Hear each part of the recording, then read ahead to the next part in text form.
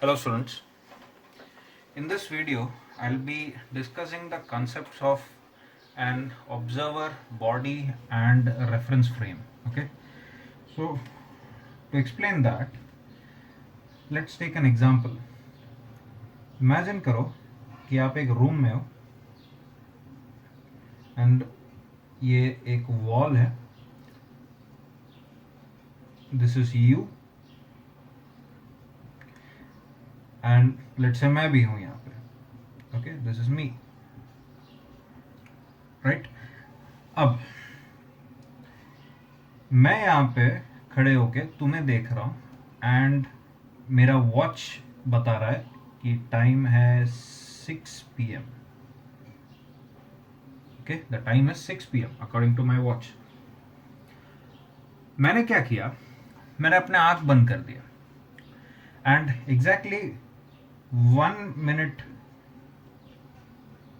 बाद, 1 मिनट बाद मैं वहीं हूं क्योंकि मैं नहीं मूव किया. Okay, I was there. 1 minute बाद मतलब क्या हो गया, 6:01 PM को मैं देख रहा हूं कि तुम यहां हो.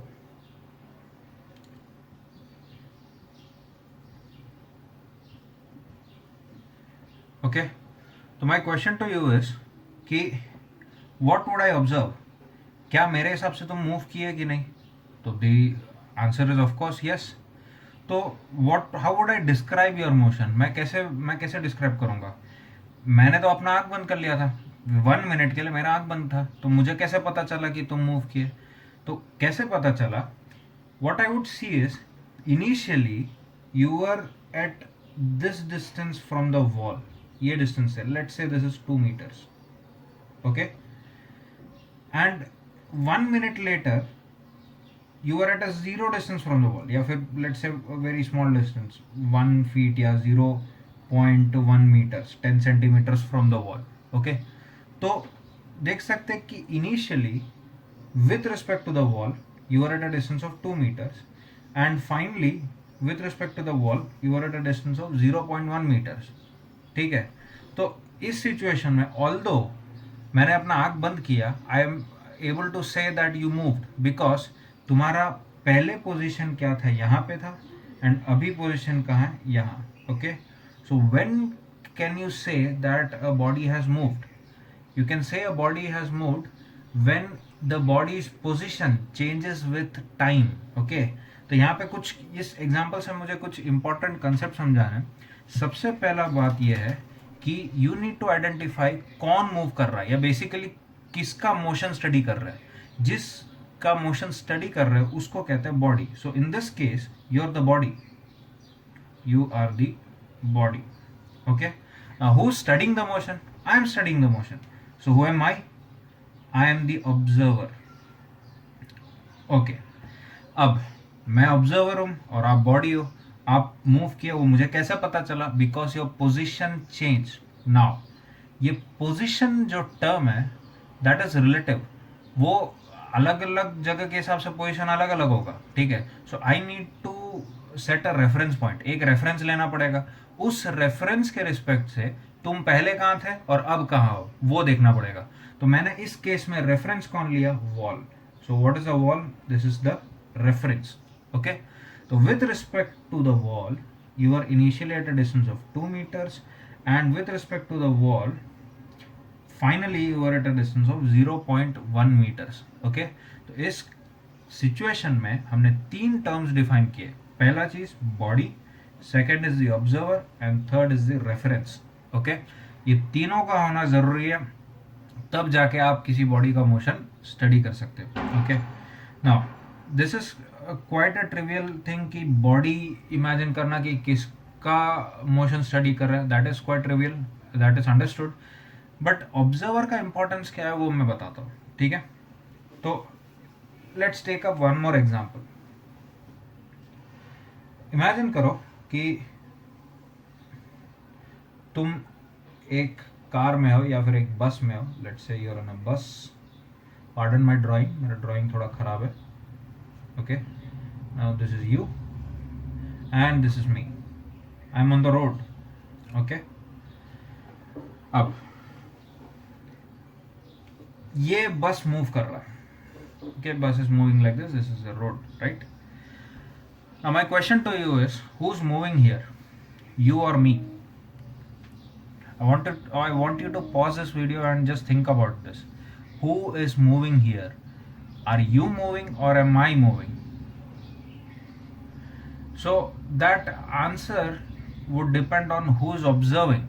Okay.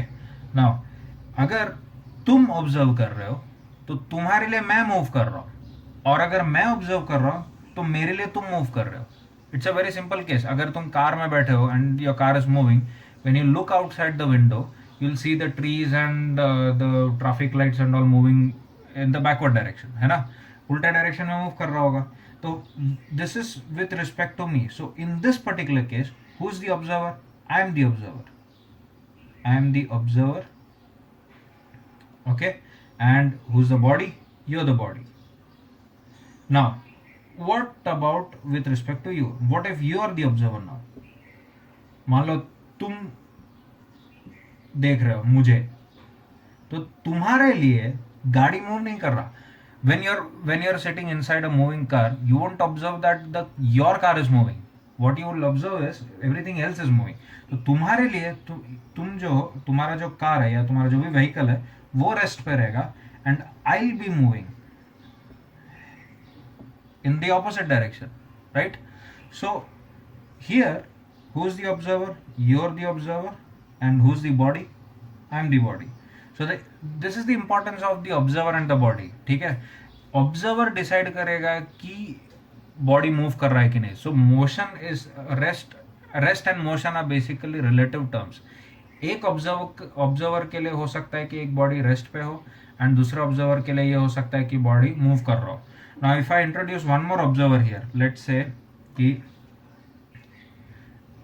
से there is one more person here. इधर एक और आदमी है तुम्हारे साथ कार में, ठीक है. This is you.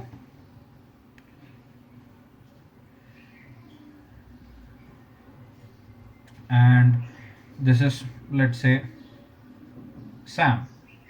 Okay, now we are going to study the motion of Sam. All right, now according to you, इसमें एक ही केस का जरूरत है, we won't need two cases. All right, now here we are going to study Sam. So who's the body here? Sam is the body. Now with respect to you, is Sam moving? No, because तुम्हारे साथ वो बस में एक साथ बैठा है. Let's assume this is a बस. तो अगर बस में बैठा है तो तुम्हारे लिए वो नहीं मूव कर रहा unless he starts walking inside the bus. Okay, तो for you Sam is at rest.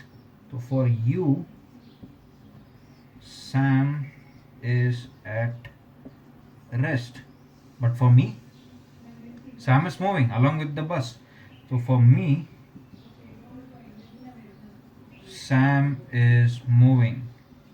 So here's the thing, depending on the observer, body could be at rest or at motion. That is the concept of relative motion. So here there are a couple of points that you need to understand. First thing is motion. When do you say a body is in motion? You say a body is in motion. A body is in motion if its position with respect to, okay, with respect to a reference point